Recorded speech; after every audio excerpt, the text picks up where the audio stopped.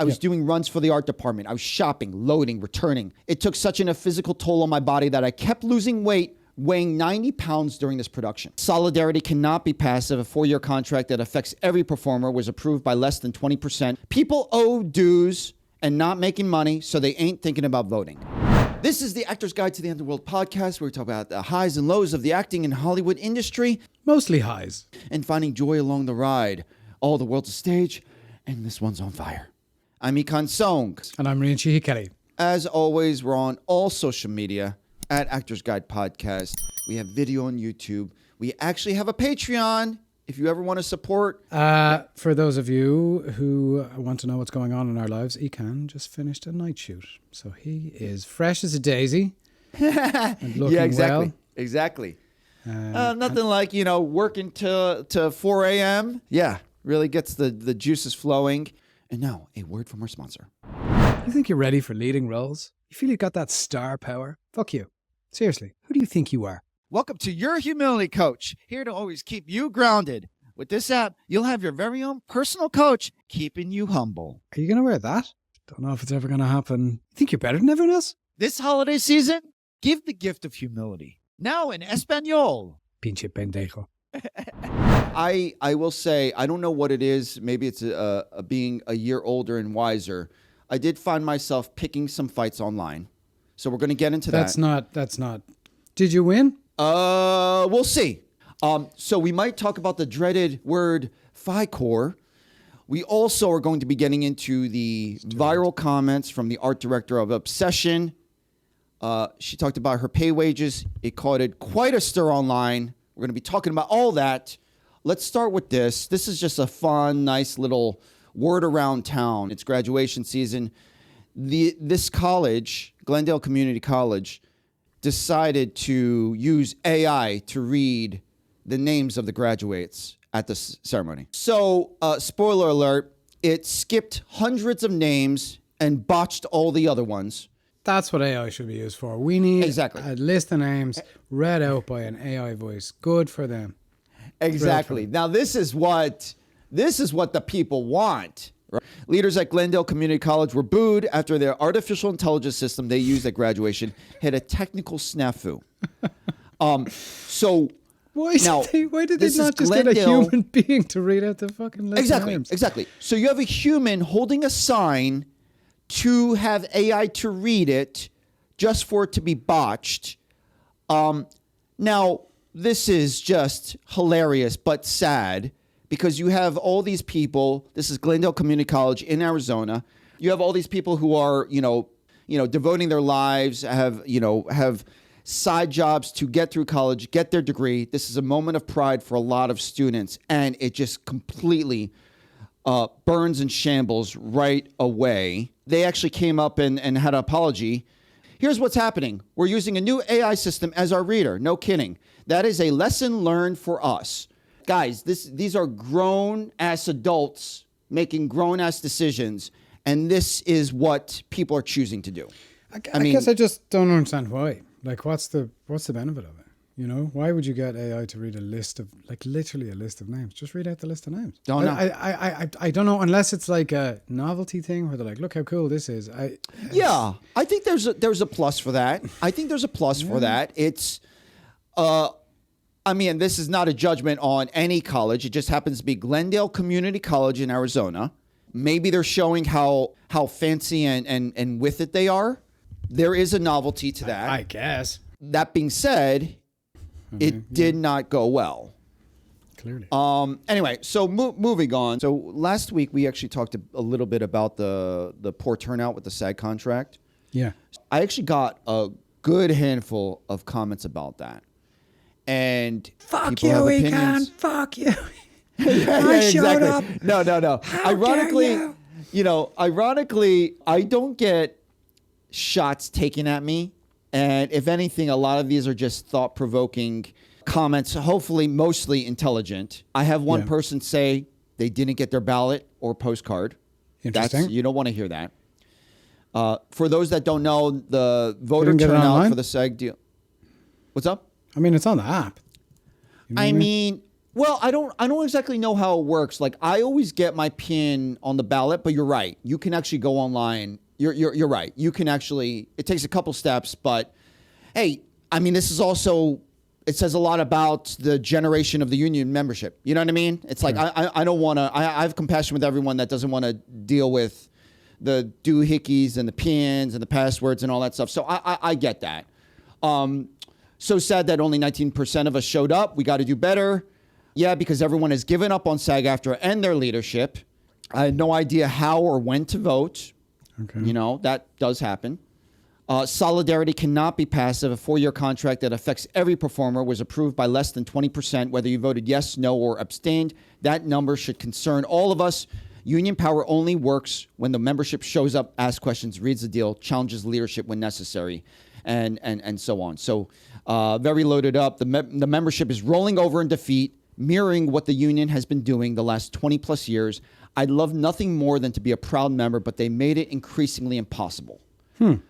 I'm an optimist and a realist. FICOR seems like the only option after being a member since 2007. If I'm getting bent over now, why not at least have more work doing what I love and level the playing field? Fair enough. I know. So this is a segue for one of my, handful of online fights that I got into this week. One of my disappointing issues with SAG-AFTRA members, they will be vocal to one another, but silent when time to take action. I'm really curious after hearing that 19%, what is our union thinking? What do they think about this? And this gives you a taste. One of the little conversations I had online, I wouldn't even call it a spat. It's a touchy topic. I saw a video, non-union, FICOR has never been talked about more. This casting professional is talking to another casting professional, and they're saying how, and I know this casting professional. I know that they cast union and non-union. Yeah. And they're talking about it from their perspective.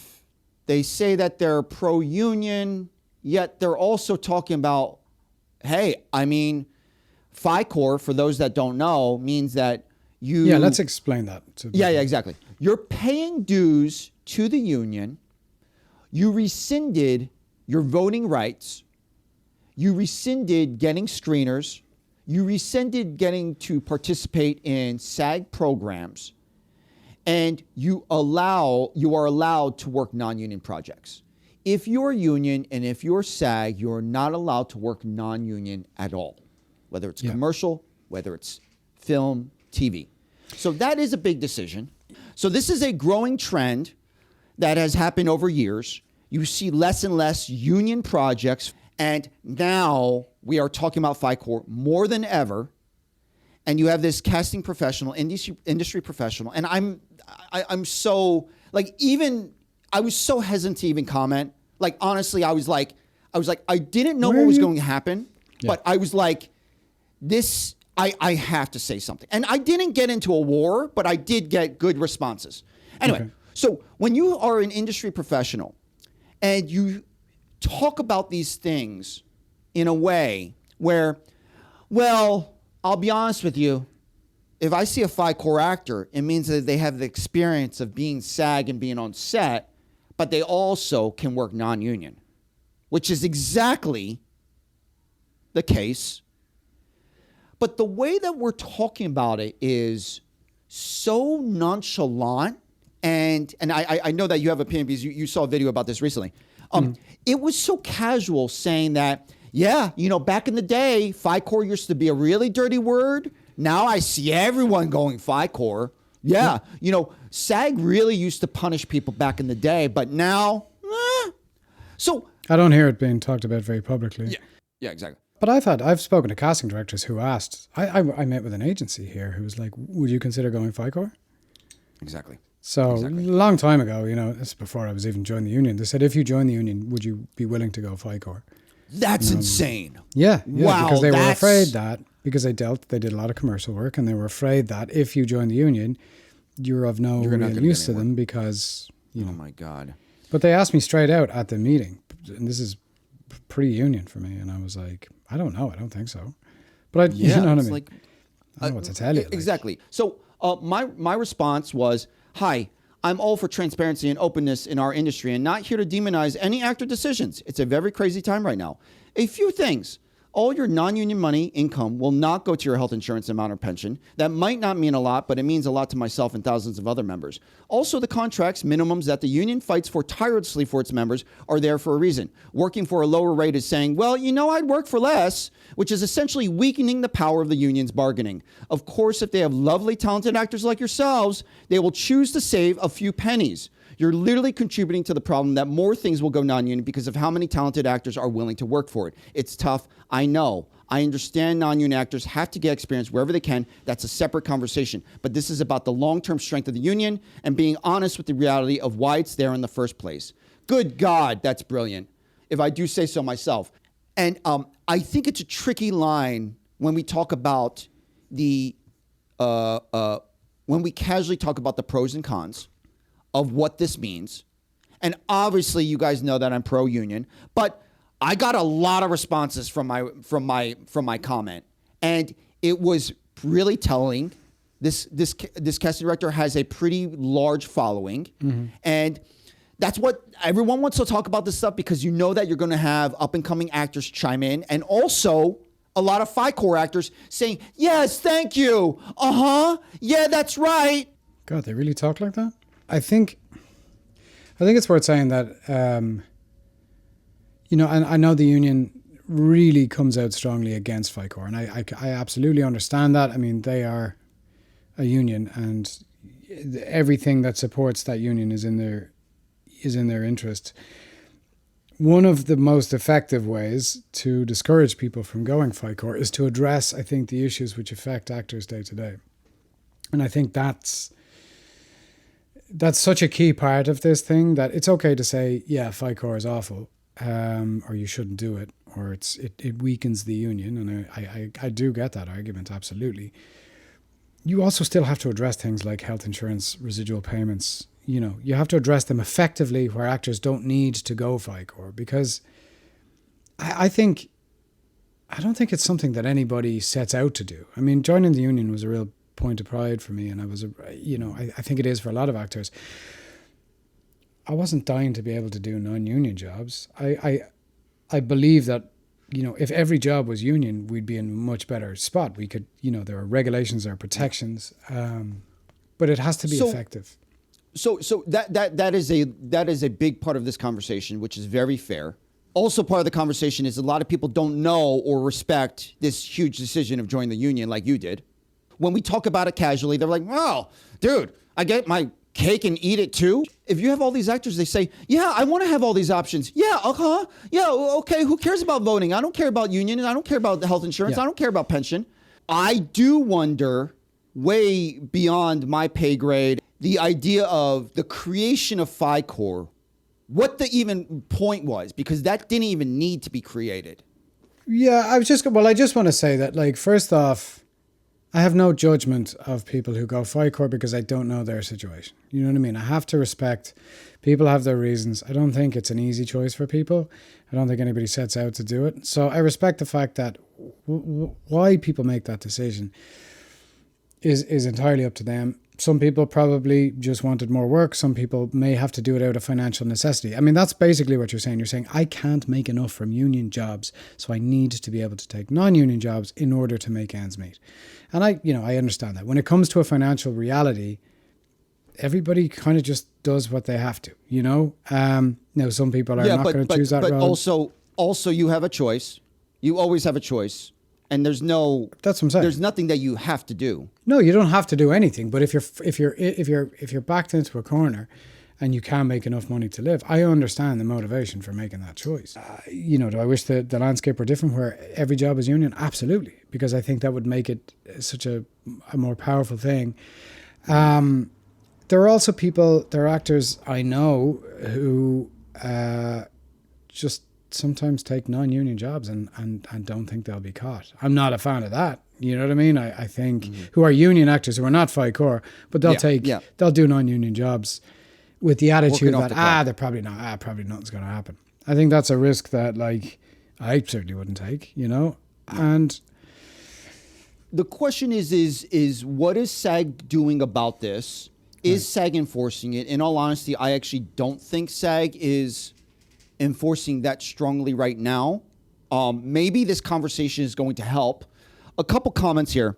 SAG has become a country club. They aren't interested in protecting the vast majority of us who make less than $5,000 per year. I wish everything was union. That way we wouldn't have this problem. Obviously, I was a pro-union person. One person chimed in, those days are over. 19% of union actors voted for this last contract, so that says a lot. So in this kind of, I can understand why people get lost in comments. And and for the most part, all this is good conversation. You saw the FICOR non-union people. And here's the thing. You're right. There are a lot of real actors who feel strongly about the other side. And whether it's necessity or a desire or whatever reason, there are a lot. And it just occurred to me, and I said this, maybe there's so many FICOR members out there that we are not accounting for. And that's why the 19% voter turnout is so low. Well, then they if that's, literally can't vote. That's a very good point. And I think then, if that's the case, rather than just demonizing FICOR, I think maybe one possible tactic is to offer an easier road back. Because once you go FICOR, they make it pretty hard for you to come back. You have to, write a letter and you have to have you have to apply to sort of rejoin. Hard, to be honest. I don't know. I don't know. They seem to suggest it's not an easy road back. You have to kind of that's true. They beg and scrape a little bit. It's an important decision. They stress it's an important decision. It's and I get that because it's to discourage people from doing it in the first place. But if you want to strengthen membership, offer those people an easy road back, and also the responsibility lies with, and I don't think they care too much, but a lot of big companies do non-union commercials. A lot of big companies, their commercials are non-union. That's astonishing to me. Now, they are private entities acting in their own self-interest. They're going to get people for the cheapest price they can. Actors want to work. So it's a weird chicken and egg thing where where does it start and who does the responsibility lie with? 100%. I'm glad that you brought that up because that's going to tie into our next story. But you're completely right. And that actually pisses me off even more. That goes into the line that, hey, back in the day, we would lash out at Bud Light for doing a non-union Super Bowl commercial. Sure. You put in $1 bajillion and you're paying actors non-union. Absolutely. And all these companies would do a non-union commercial and so on and so forth. And now it's much more prevalent. And back in the day, we would cause a big fuss. And now we have no power, no standing. And that's exactly the point because they have so many non-union FICOR actors to choose from that they can do it and then just adds to the problem. So this girl this person responded to my FICOR comment. People owes dues and not making money, so they ain't thinking about voting. Say that again? Very true. People? Well, I mean, I'm literally reading it the way that she wrote. People owe dues and not making money, so they ain't thinking about voting, which is very fair. Interesting. These are the pressing issues that maybe they're not, thinking about the merger of their pension. You know what I mean? Sure. And this is me trying to understand what is our industry right now and what is our day-to-day of a working actor. People owes dues and not making money, so they ain't thinking about voting. And I said, agreed on that, and it's a problem. And that was the end of that. This a chicken and the egg of non-union films, of working your way up. What is our industry? I don't love it enough to be like, you know what?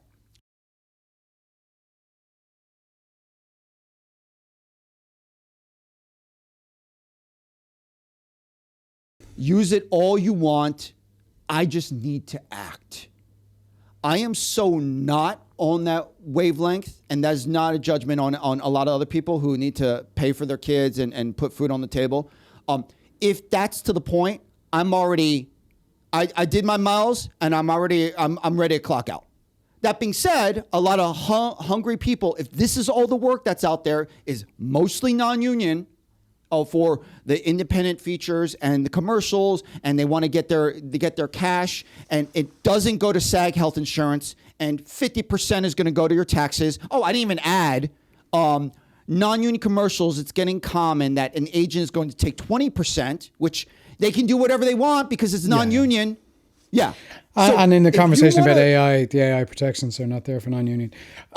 Thank you. That's a great point. I didn't even get to that. You are flying blind. It's getting riskier. I think the strength of the union is already sort of being threatened by things like AI, which again, we've talked about a lot, but without those protections, I think it leaves people at the mercy of whatever companies insert into contracts, and you better believe it will be in the best interests of that company. Whereas the only thing that kind of is a check on that is the rules of the union. So, I don't think there's any real judgment there in me about it or about people who choose it. I just think the union has to find a way to make that a more unattractive path in using something other than fear. You know what I mean? There has to be. Oh, that is so pleasant and Irish of you. Fuck that. Fear's the only way to do this. I don't think so. I don't think it is. No, it's clearly not working. I know what you mean. Well, here's the thing. I don't know if anything's working.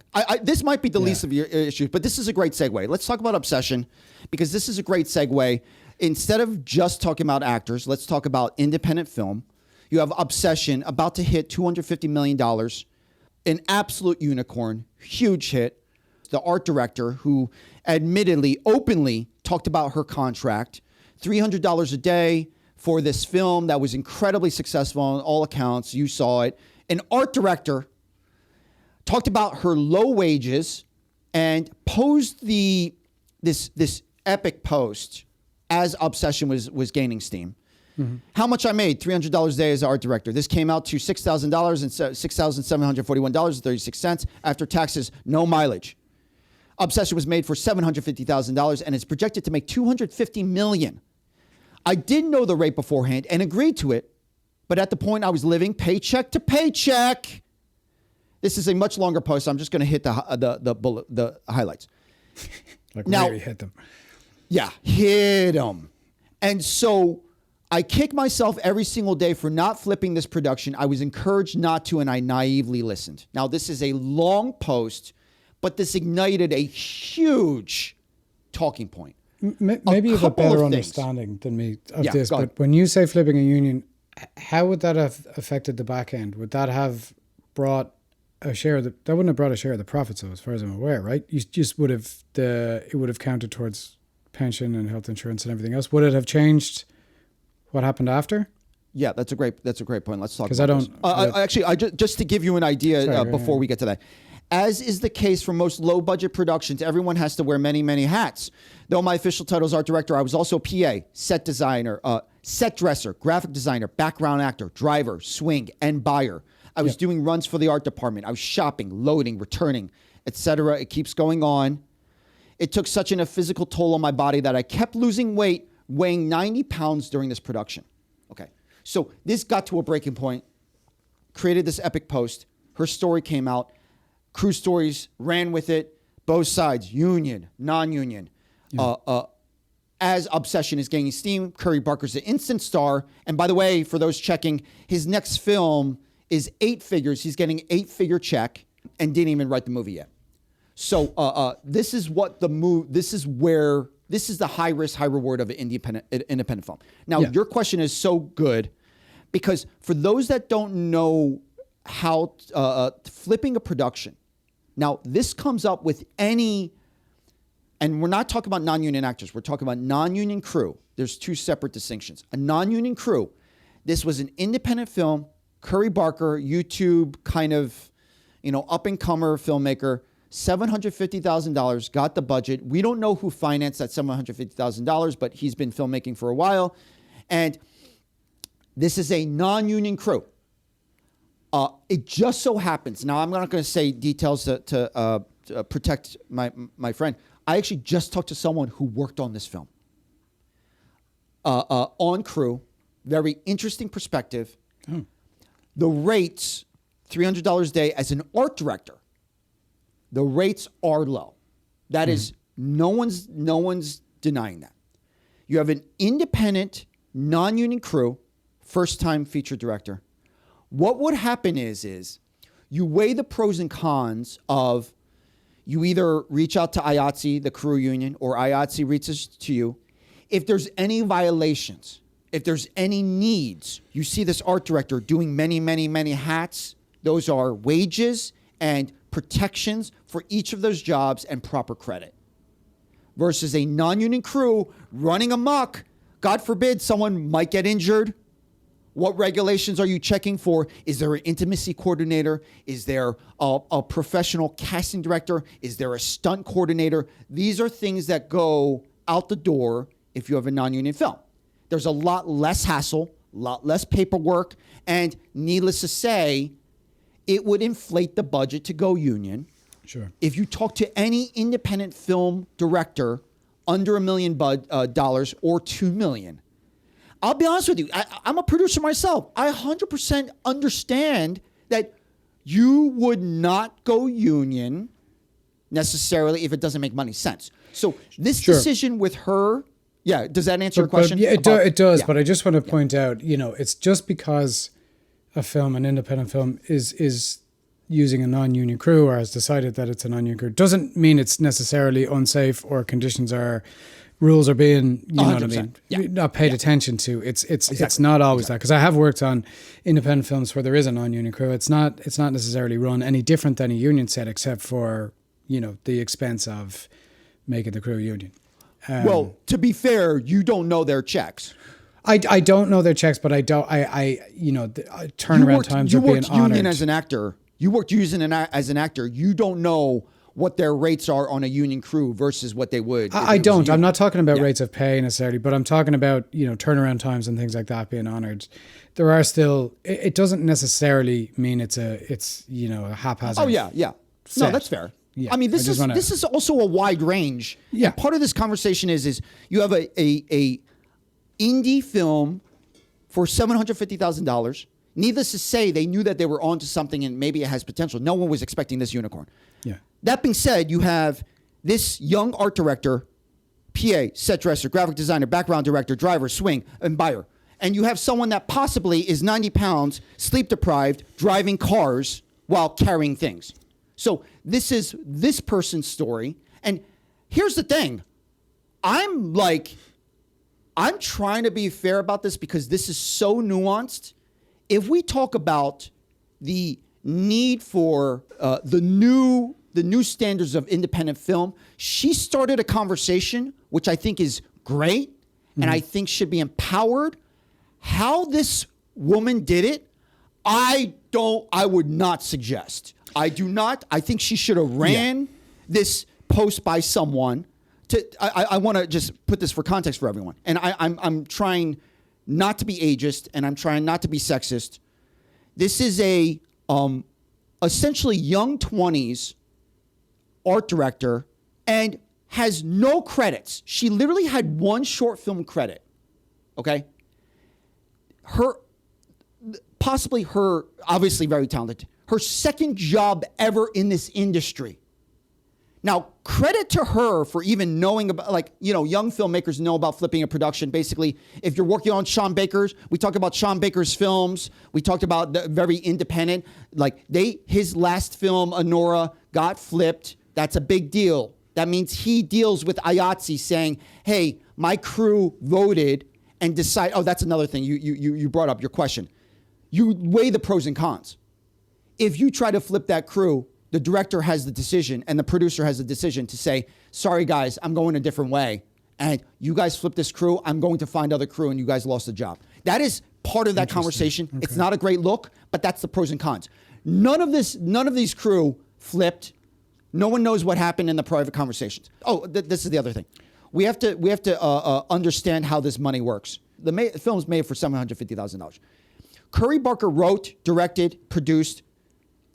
His name is kind of tarnished in this story. No one is saying that he was abusive or a bad director, but this kind of tarnishes that thing. I'm not saying she shouldn't speak out. My point is when we talk about money, let's be specific. $750,000, first-time film director. He probably didn't make a lot of money. He really didn't. No, okay? I believe that. Yeah.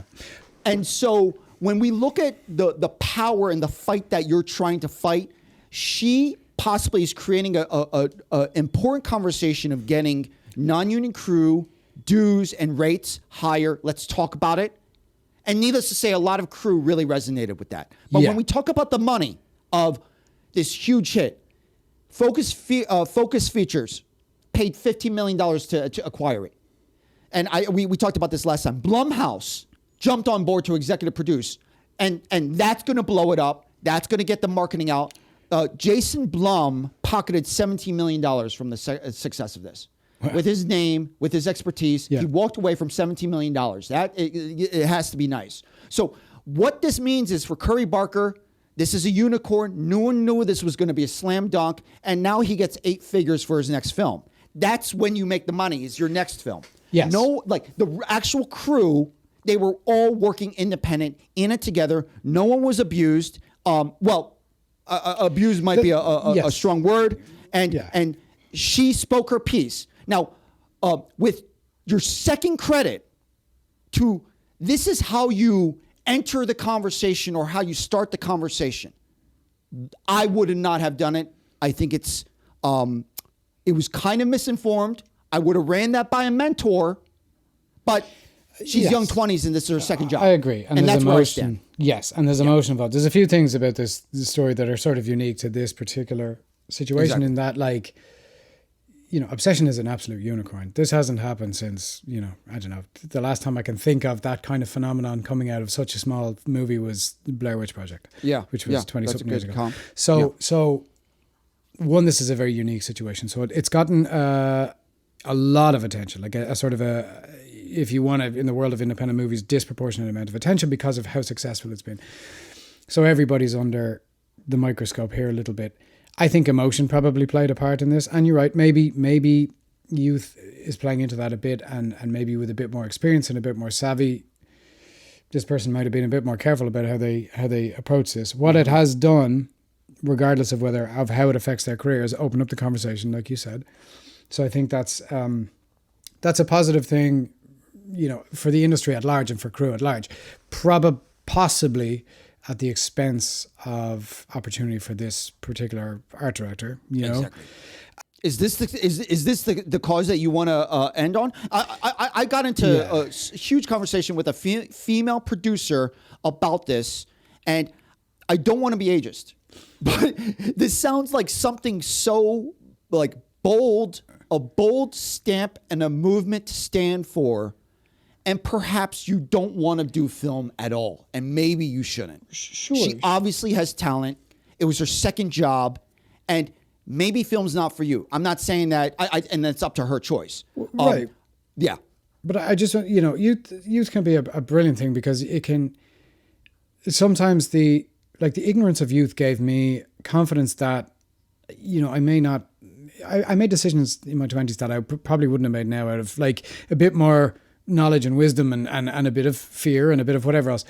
I did things in my 20s that were sort of reckless and whatever. So there's good and bad to that. Also, if you don't have a ton of experience in this industry, I see how hard crew work. I've worked on independent movies where like crew work their asses. I mean, we have it so good as actors. We really do. It is such we are treated like gold. We're not working the same hours. They're there before us. They leave after us. I recognize how hard crew work. And having worked in Ireland a little bit over the past year and a half, or 3 years, really, 4 years, I see a lot of younger crew, a lot of like a much more diverse crew than I've ever seen. A lot of female crew members. Like it's great to see. It is really brilliant to see. So I think the more inclusive that environment is, the better. I understand if you don't have a ton of experience in this industry, you might not really be prepared for how much work it is. How much work it is. And, especially on a low budget, non-union crew project, it's going to be a lot of work. But when you see the success of this movie, I understand how that would make you go, hold on a minute, I made 250 million. I made 300 a day. That's not fair because of this, this, and this. Erin Brown Thomas made a post about it on her Instagram, and she is a filmmaker who understands what it is to make a low budget movie, to be an indie movie director. So she has quite a unique perspective on it, or, quite an informed perspective on it. And she agreed with 80% of what this girl said, but also she wouldn't have necessarily advised it either. So I think there you go. I think that assessment of it is pretty accurate, like, because it just could damage this person's career, and that would be a shame. Getting a start in the industry, being connected to such a success, you don't know what doors that can open, and you might have. It's an interesting point right now in society. It has been brought up that the generation when we talk about generations, and I'm just proposing, I mean, this person in particular, pictures online, it's clear that younger filmmaker, this possibly is a response to the millennial career crisis. The millennial career crisis was the millennial generation. They were taught and they were raised that if you work hard, grin and bear it, you're going to get rewarded. Go to law school, guys. Get that degree. It's going to pay off. Yeah. Go to medical school, and you might rack up some school student loans, but hey, it's going to work out in the end. Yeah. And the career crisis, the fact that this is so, I don't want to say it's common knowledge, but this is literally getting circulated right now and is becoming more viral, just this comment or this idea.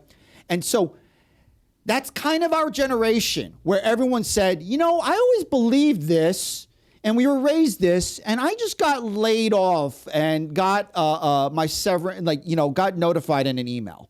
And so it's becoming more and more clear, needless to say by the name, that that's not the way to go. There's a lot of millennials who are kind of in that struggle bus.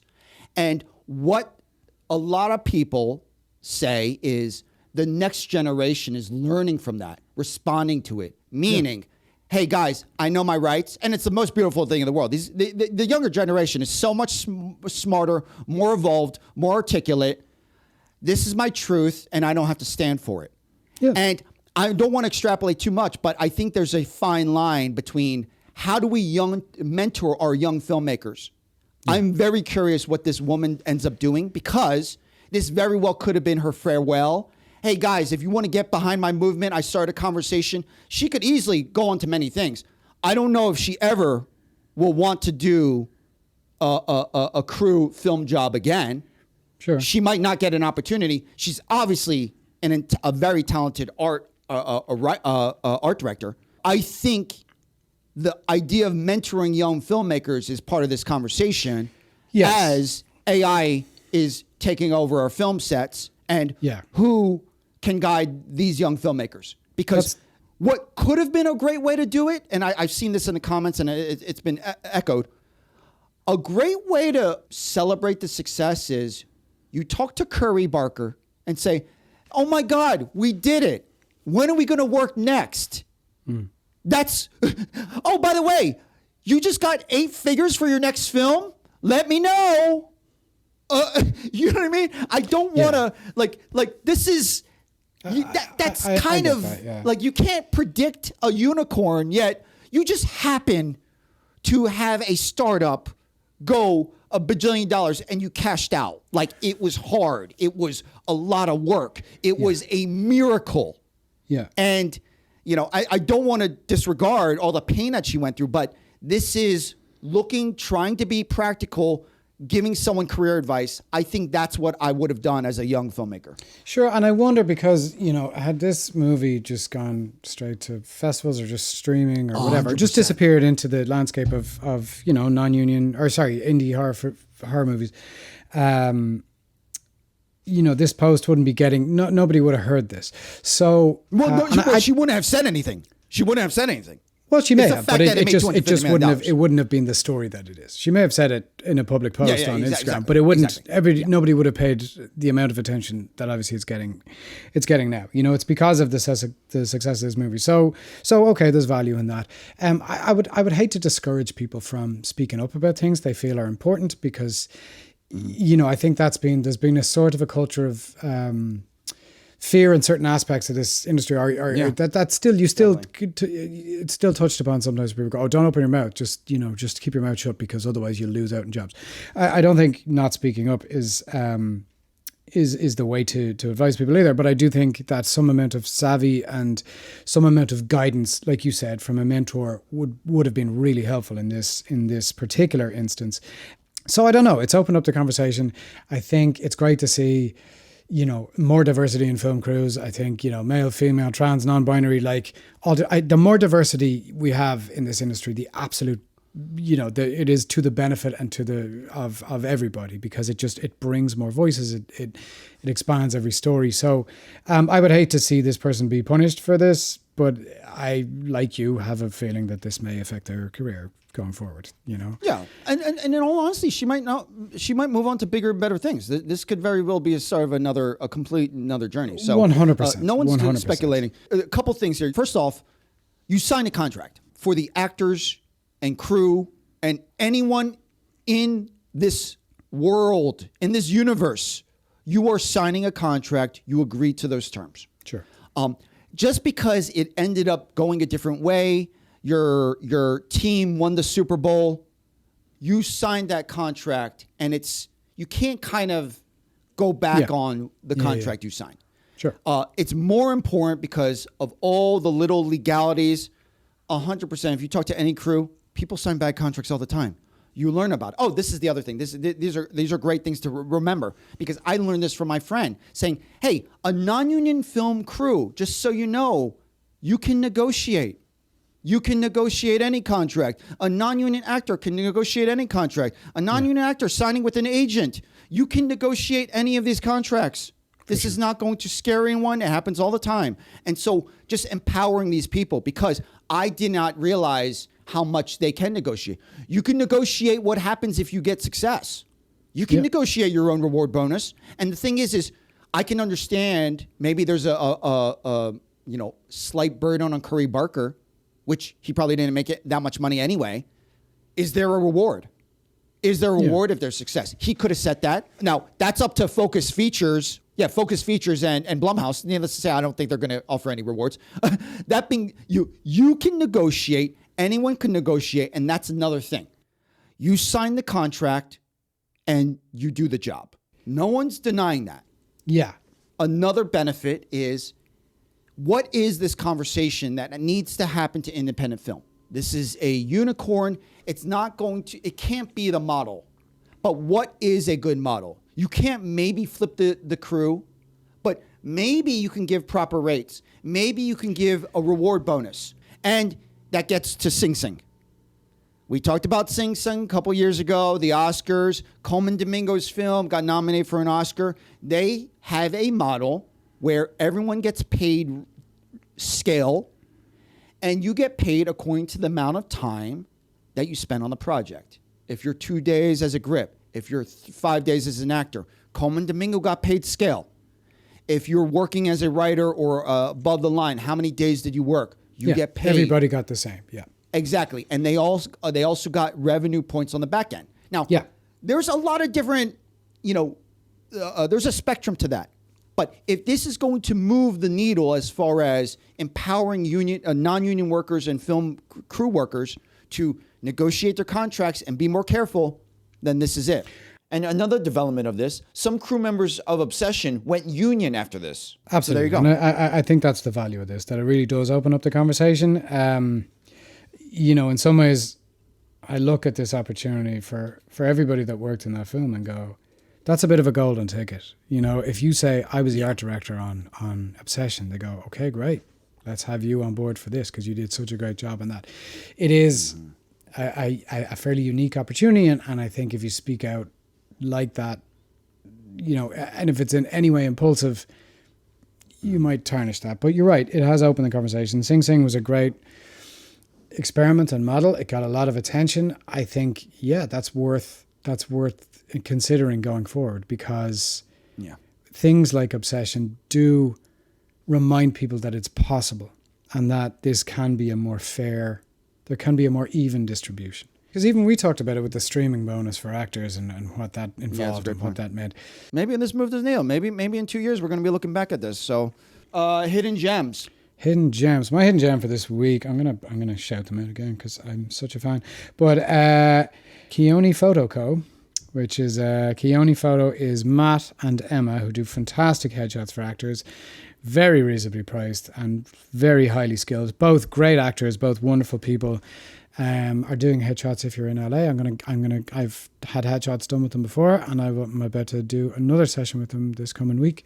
So really? I just want to say that they are a fantastic option for actors. So I want to give them a little love, and we will put a link to their Instagram in the episode description. Yeah, I heard great things, and they might be the best deal in town.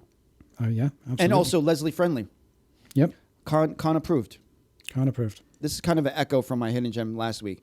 So as you know, I love birthday freebies, and I can't not share about this because I was really blown away. Now, a lot of us might disregard Panera Bread. You know, Panera Bread, been around. You know, you could always trust Panera Bread, but I'm not going to lie.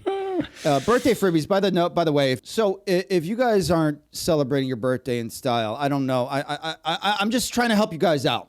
So many establishments give you birthday freebies. Panera Bread, I happen to go over there. You get a birthday bakery treat. You know, you expect some scones. You expect some, macaroons maybe. Right now, Dubai chocolate pistachio cookies. Not one, a pack of 4. Oh, wow. Good God.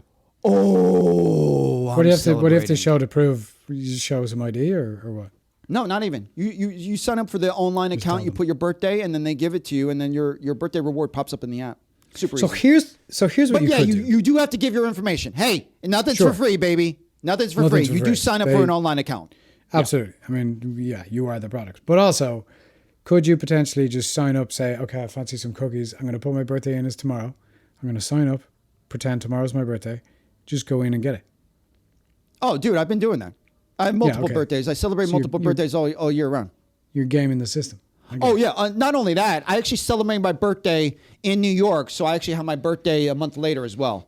So I get to, I get to span the geography of it. Now, here's the thing. I just dropped multiple hidden gems there.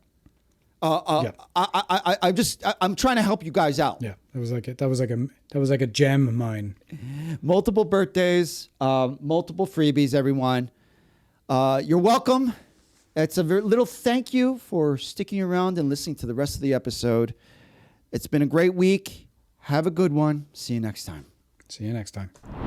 Hope you enjoyed the episode, everyone. Just so you know, we have video on YouTube and Substack, and we're on all platforms at Actors Guide Podcast. And we just started a Patreon. If you want to support the podcast, $5 a month. We'll love you forever. It helps us keep doing the podcast and make it even better. Thanks, everyone.